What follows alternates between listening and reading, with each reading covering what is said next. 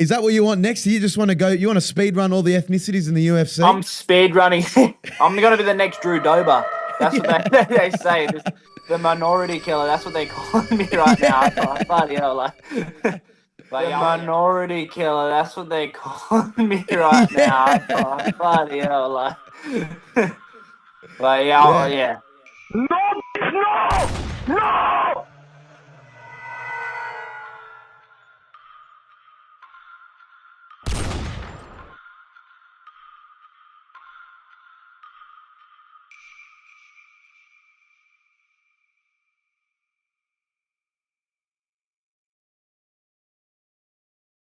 The annals of MMA history have been graced by a plethora of mythical fighters: Motivated McGregor, TRT Vitor, One-Eyed Bisping, Sea-Level Kane, Bald Volkanovski, Patient Ngannou, Israel the Last Gyno Bender Adesanya, and of course, the greatest kept secret among hardcore MMA fans, racially motivated Drew Dober, who in 2022 became notorious for brutally KOing 3 melanated fighters in a row, and then demanding that Jalen Turner be next.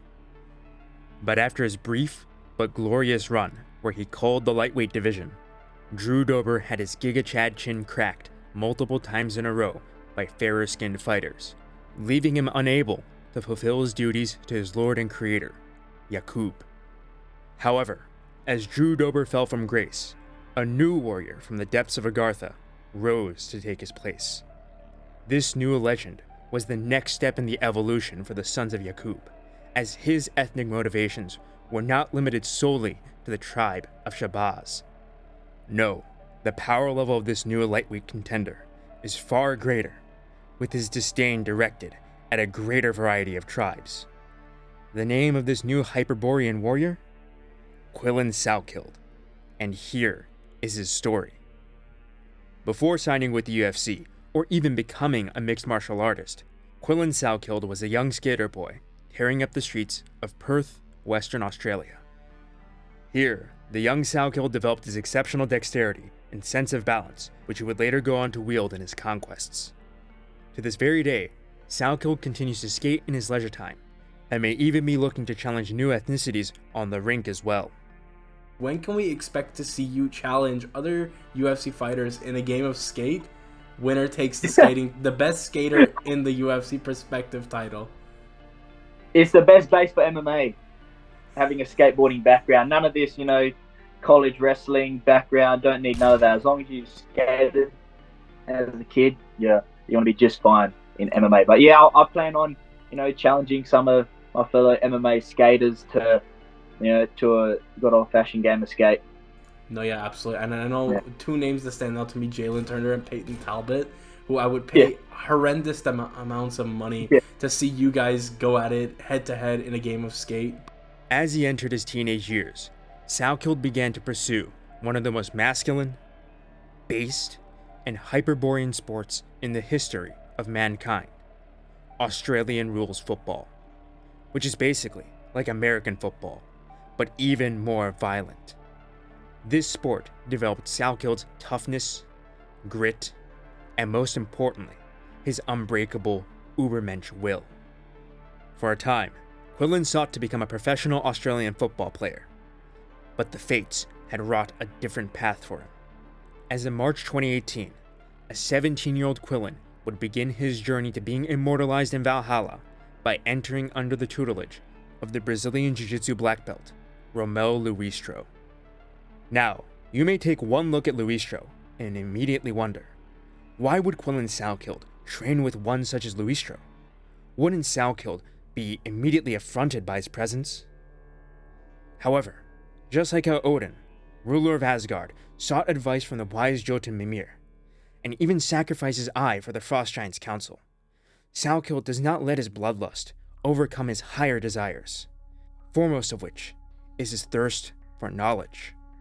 As Salkilld himself has said in an interview for Eternal MMA, his greatest strength as a fighter is his ability to learn and apply new skills consistently, demonstrating his Faustian desire to comprehend the secrets of this universe.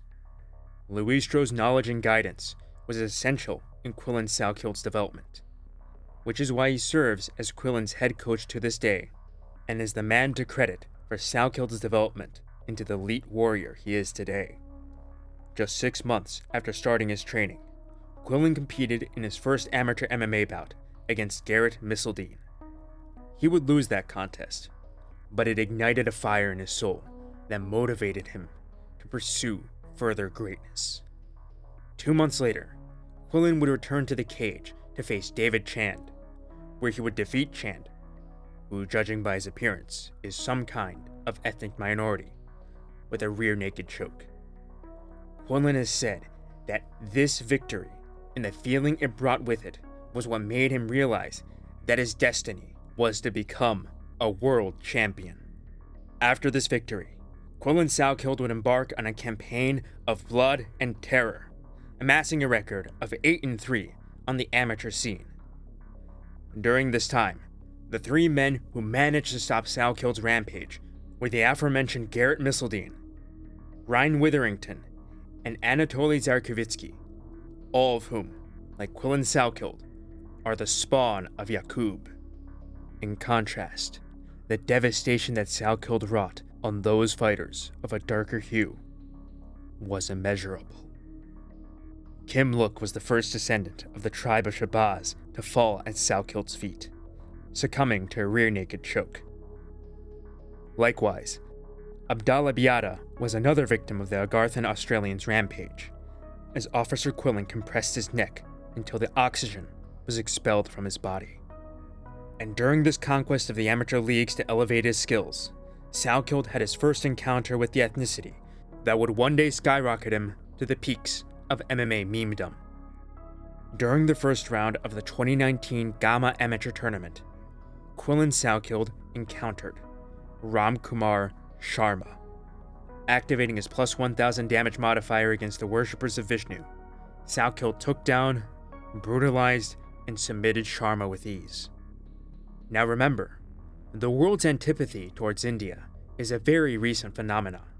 For reference, the sound effect that destroyed the subcontinent's reputation, the infamous "Do not read meme, only came into existence in November of 2020 when the YouTuber Kitboga posted his scam baiting video. However, by annihilating Ramkumar Sharma, just like how Australia annihilated India in cricket at the most recent one-day international, Quillan Salkilld asserted his dominance over the nation of over 1 billion before it was cool to do so. After tearing up the amateur scene, Quillan Salkilld made his pro debut on February 13th, 2021 against Pablo Toribla. And tragically, Quillan lost the fight in the second round by rear naked choke, which remains his only professional loss to this very day. Now, if one were to take a look at Pablo, you may believe that he is precisely the kind of opponent that Salkilld should destroy with ease. However, you have to remember that Toribla is a Spanish name, and many Spaniards can be quite swarthy in their complexion despite their European heritage. So even though Salkilld did lose to Pablo, since Pablo himself is also a product of Yakub's experiments with grafting, we can firmly say that Salkilld is undefeated in both his amateur and professional bouts against those from the global south.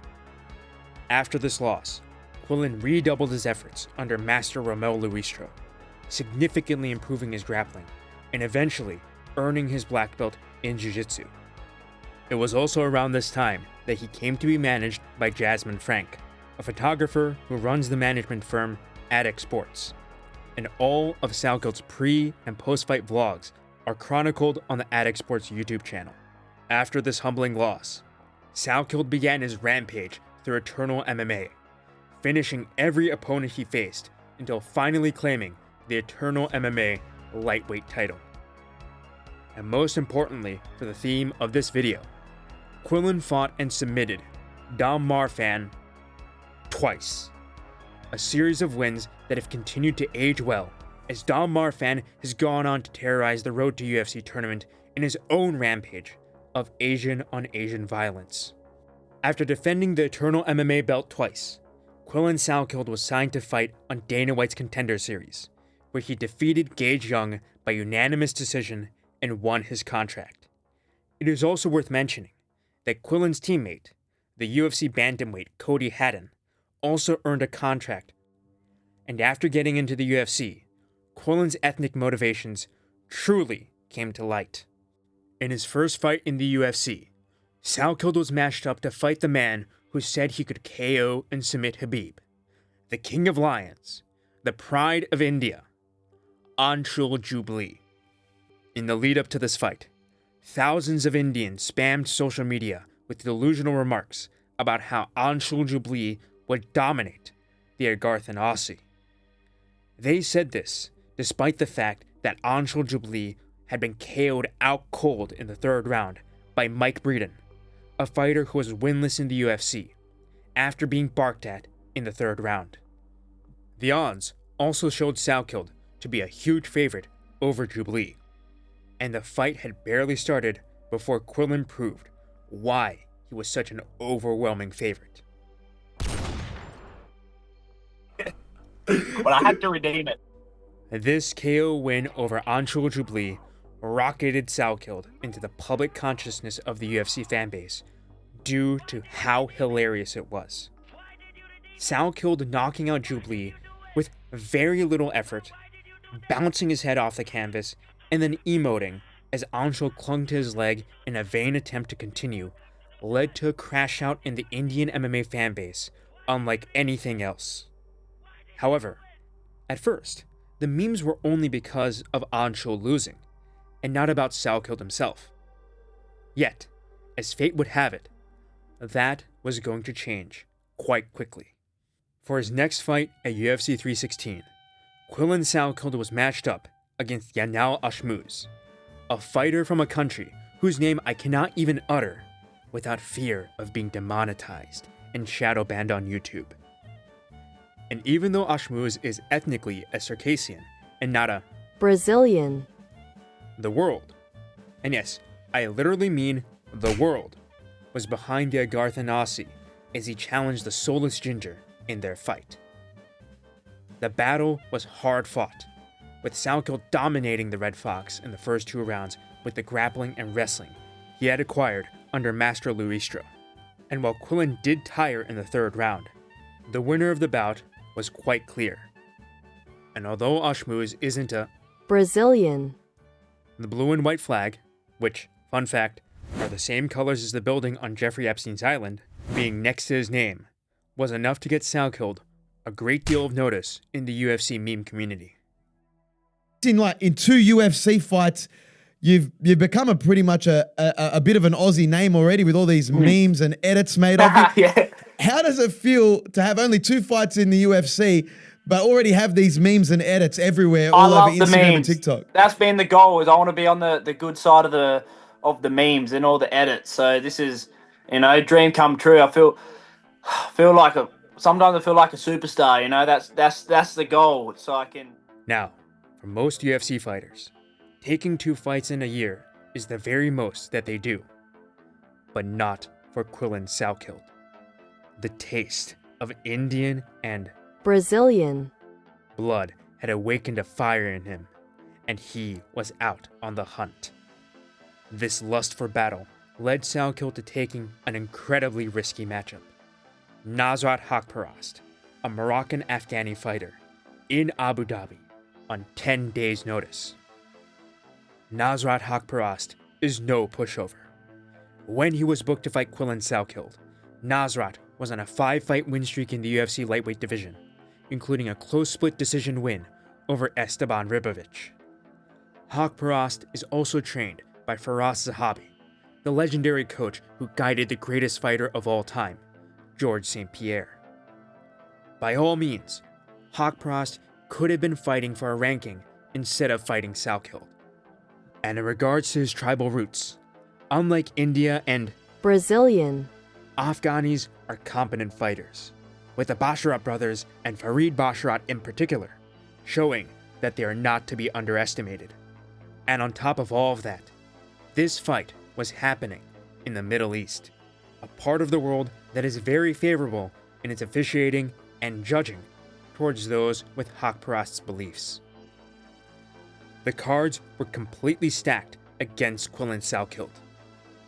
Short notice, an experienced opponent, a legendary coach, enemy territory, and fighting an ethnicity that is actually competent in combat.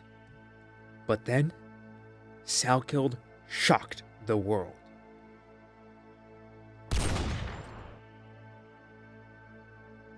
A flush head kick would put Nasrat face down on the canvas, a performance that would earn Salkilld another $50,000 bonus, and potentially KO of the year. And now, after just his third fight in the UFC, Quillan Salkilld stands on the precipice of being ranked. A blessing and a curse. A blessing because being ranked and becoming champion is the goal of any UFC fighter. But a curse because the lightweight rankings are filled with other descendants of Yakub, like Grant Dawson, Benoit Saint Denis, Mateusz Gamrot, Dan Hooker, Paddy Pimblett, Justin Gaethje, Arman Tsarukyan, and of course, the champion, Ilia Topuria. Salkilld is still 25 years old, with plenty of time to develop, improve, and most importantly, finish the speed run for all of the ethnicities in the UFC. So as a conclusion to this video, let me propose a path to the rankings that Quillan Salkilld can pursue with confidence. And yes, I am aware that Quillan Salkilld called out Renato Moicano to fight him in Australia in February of next year. However, there is no way that Renato Moicano will take that fight. And it is not because Renato Moicano fears Quillan Salkilld. No. What Moicano is ducking is the Australian tax rate. So I believe the chances of Quillan Salkilld getting that fight are about as good as making objectivism work in real life. First, he should fight Bobby Green on the Australia card in February of next year. Bobby Green is past his prime and chinny, so Salkilld can farm yet another highlight reel KO and further his mimetic potential as the next evolution of Drew Dober. Then, let him fight either Ignacio Bahamondes or Manuel Torres to cross Latin America off the checklist. Then, finally, we can justify a shot against Michael Chandler. And we all know why Quillan Salkilld would love to fight Michael Chandler. Quillan Salkilld not only has a chance at becoming the UFC lightweight champion, but more importantly, he has the potential to become the greatest meme fighter of all time. All he must now do is reach out and claim what is rightfully his.